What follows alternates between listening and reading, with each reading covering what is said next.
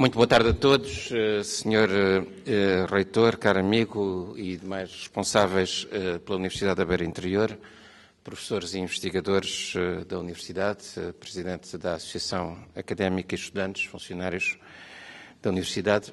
Cabe-me saudar também as outras instituições de ensino superior, nacionais e estrangeiras que estão aqui presentes, o Presidente do Conselho de Reitores das Universidades Portuguesas, Sr. Professor António Rendas, e também os responsáveis e autoridades de outras instituições, Sr. Diretor-Geral, Srs. Deputados, Sra. Governadora Civil, as empresas que patrocinaram diversas atividades da Universidade e os responsáveis empresariais que ouvimos há poucos, o Sr. Diretor da PT Inovação, Administrador Delegado do Grupo Delta, e o Engenheiro Ferreira de Oliveira, que gostaria muito especialmente de saudar, Presidente da Galp, também como académico nesta cerimónia. Estamos apenas no início. 25 anos numa organização universitária nem é o início, é o princípio do início. As organizações universitárias vivem e existem no espaço social, económico, cultural, na duração. E medem-se na duração e valem na duração. Asseguram à sociedade funções que exigem duração, exigem inovação e exigem estabilidade.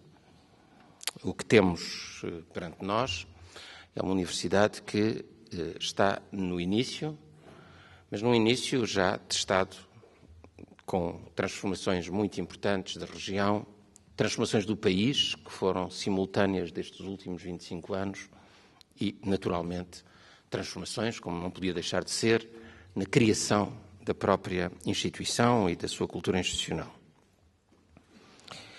Não é fácil. Tenho a noção de que não foi fácil e tenho a noção que não é fácil. E as únicas palavras que gostaria de vos transmitir, além naturalmente pelos parabéns pelo trabalho feito, é refletir um pouco convosco quanto aos problemas e aos desafios. Uma universidade que se instala de novo e que se quer desenvolver fora de uma grande metrópole tem dificuldades acrescidas. As universidades, tal como outras instituições, mas talvez mais ainda do que outras instituições, vivem também das interações, dos desafios, dos estímulos, das provocações que o meio envolvente lhes oferece e lhes impõe. Ora, as universidades, ao contrário de outras organizações, as universidades criam, em grande parte, esse meio envolvente. Fogem das provocações ou provocam-nas. Procuram desafios que não sabem resolver ou, pura e simplesmente, deixam-se estar onde estão. Este problema, que é verdade para todas as universidades em toda a parte do mundo, é mais complicado para universidades novas, que se criam de novo, e mais complicado para universidades que estão num meio envolvente com baixos índices de atividade organizacional, de atividade cultural ou, pura e simplesmente, baixos índices educacionais. Esta relação obriga a uma relação difícil, muito complexa, com o meio próximo, com aquilo que se chama em Portugal e que se passou a chamar a região, mas também a criação de um meio envolvente diferente, de um meio envolvente que não é propriamente definido pela proximidade geográfica, que é definido pelas relações profissionais que for capaz de estabelecer. E este processo é, de facto, um processo muito difícil. Qualquer organização, e por maioria de razão uma organização científica e académica, está constantemente a necessitar de uma injeção de energia organizada contra a segunda lei da termodinâmica, contra o aumento da entropia que a todos nos condena. Se não tirarmos das interações com outros, designadamente com aqueles que são melhores que nós, as forças, as capacidades para melhorarmos. Esta questão é uma questão que se coloca em Portugal a muitas organizações do ensino superior, criadas nos últimos 25, 30 anos, sendo que Portugal tem, como sabemos, basicamente 3 gerações de instituições. Uma universidade muito antiga, que participa nas relações antigas e na história antiga das grandes universidades europeias, criada em Lisboa e em Coimbra, e alternando durante alguns séculos entre Lisboa e Coimbra, até que se fixar definitivamente em Coimbra. Uma universidade com uma duração efêmera de 2 séculos, que foi criada e que foi extinta, e da qual partilha os locais, mas não a história, a Universidade de Évora, uma universidade que existiu no período em que Coimbra não tinha o monopólio absoluto das universidades portuguesas. E depois, a história que estamos a comemorar este ano das Universidades da República, das Universidades de Lisboa e do Porto, que já têm atrás de si 1 século de experiência e que nos permitem uma observação baseada num século da vida nacional e num século de vida universitária. E temos as instituições do ensino superior, politécnicos e universidades, que estão essencialmente, qualquer que seja a sua história e a sua herança, que alguns deles receberam de instituições pré-existentes, que é essencialmente uma história posterior ao 25 de Abril e à democratização da sociedade portuguesa. Esta questão para as instituições de ensino superior mais recentes e, portanto, com menos recursos acumulados ao longo de 1 século ou mais, é uma questão que impõe desafios estratégicos de dimensão nova, sobretudo num período em que o país está todo ele mais aberto, mais exigente relativamente às organizações académicas e mais delas precisa absolutamente para o seu próprio desenvolvimento económico e para a qualificação da sua população. E eu diria que numa organização recente, e em organizações recentes, sobretudo naquelas que não estão instaladas em grandes metrópoles urbanas, as questões fundamentais são provavelmente o de manter o rumo durante as décadas suficientes para a verdadeira entrada numa órbita estável da investigação, a investigação como base absoluta da definição dos critérios de qualidade das instituições novas académicas, parece-me o único elemento que, contra ventos e marés, é necessário reforçar sempre, o que, em organizações novas, só se conseguirá em estreita cooperação com instituições de investigação de maior qualidade, porque existentes há mais tempo e com mais recursos humanos,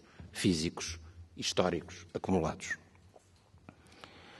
Por outro lado, temos o problema dos crescimentos rápidos das instituições e das suas massas críticas.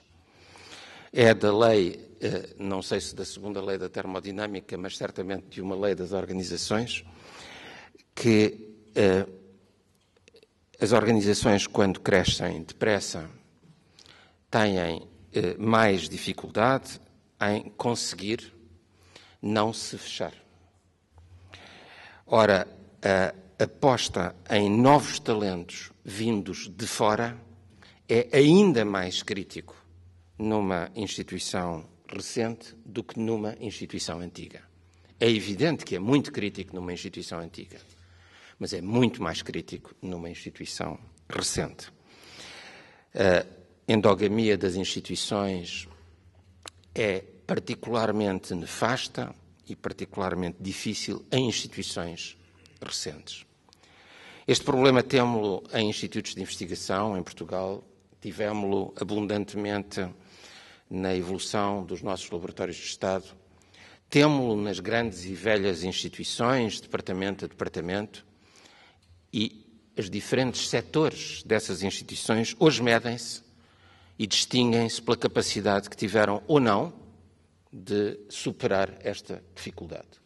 E em grandes instituições temos a coexistência de setores modernos, avançados e abertos, com setores em perda de velocidade, por se terem encostado e fechado. Este problema da aposta em novos talentos vindos de fora é avaliável e medível.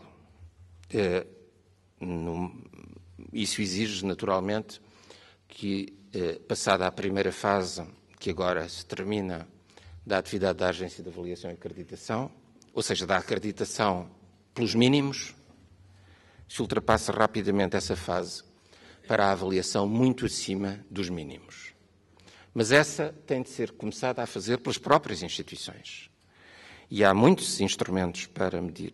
Quem concorreu de fora? Quem ficou?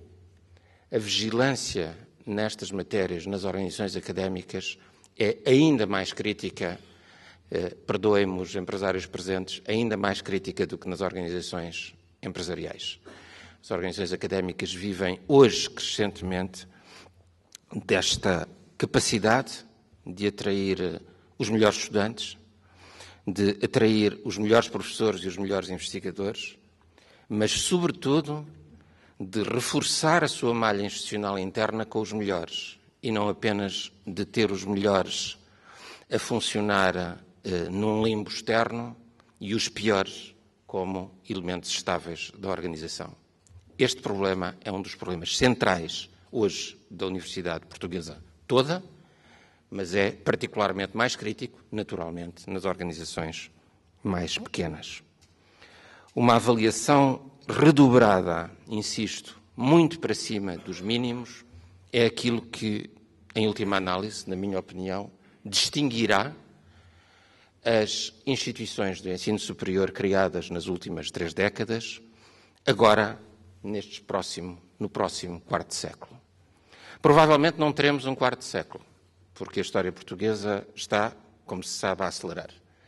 E bem, ou seja, a partir deste momento são particularmente claros movimentos que conduzirão ou não, consoante a vontade, a capacidade das instituições, a processos de especialização entre elas, a consórcios entre instituições, à flexibilidade de resposta ao desejo de percursos escolares diversificados por parte dos alunos, que apenas consórcios entre instituições poderão tornar possíveis. Hoje em dia, os percursos escolares da esmagadora maioria dos alunos na Universidade Portuguesa ainda não são diversificados. Ainda não temos, como prática corrente para a maioria dos alunos que entram numa universidade, o encorajamento, já não digo, muitas vezes, até fora da sua faculdade, isso é difícil, a construírem o seu currículo com aquilo que de melhor ofereçam aquela e outras organizações académicas. O crescimento das pós-graduações que se tem vindo a verificar, designadamente aqui, na Universidade da Beira Interior e em muitas outras instituições, pode criar condições favoráveis a esta flexibilidade. Mas, por enquanto, isso, insisto, não é visível. A esmagadora maioria dos alunos que terminam e se diplomam, quer ao nível graduado, quer ao nível pós-graduado em Portugal, não contam no seu currículo académico unidades de crédito que tenham sido obtidas noutras faculdades, às vezes da mesma universidade, ou noutras universidades, exceto, evidentemente, no estrangeiro, quando esses alunos frequentaram cursos Erasmus.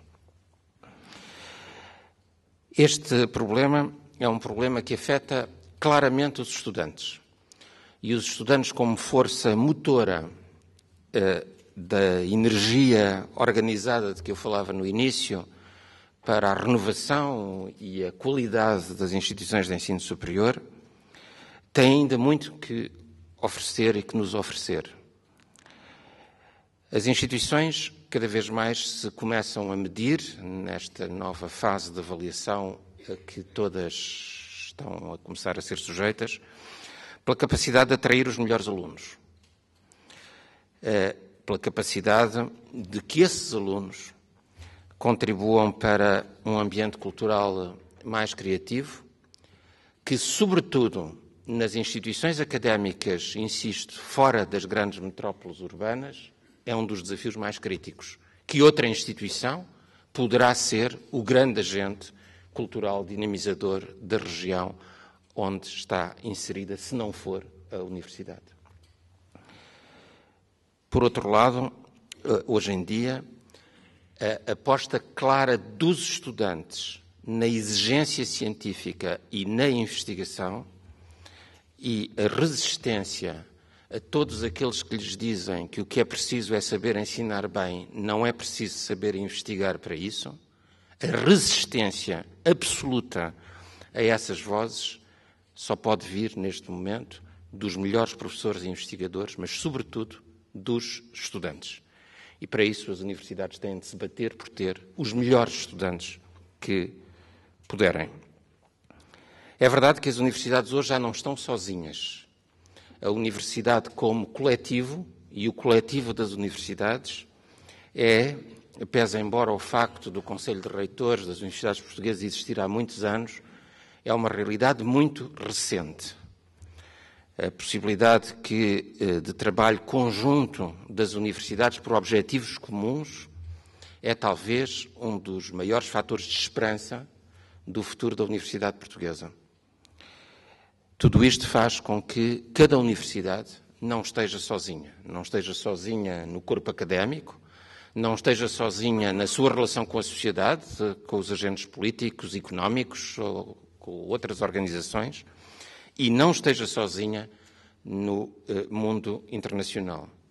É talvez um sinal dos tempos, e eu gostaria que fosse também um sinal de confiança no país, o facto de, há muito poucos dias, ter sido eleita uma portuguesa, antiga reitora de uma universidade portuguesa, como presidente da Associação Europeia das Universidades, numa batalha muito renhida, que demonstrou uma enorme confiança internacional no futuro da Universidade Portuguesa e, portanto, em Portugal.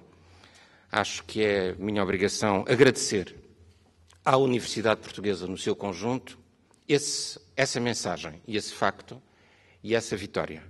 Essa vitória enche-nos a todos de orgulho e, sobretudo, enche-nos a todos de responsabilidade e de confiança. Muito obrigado.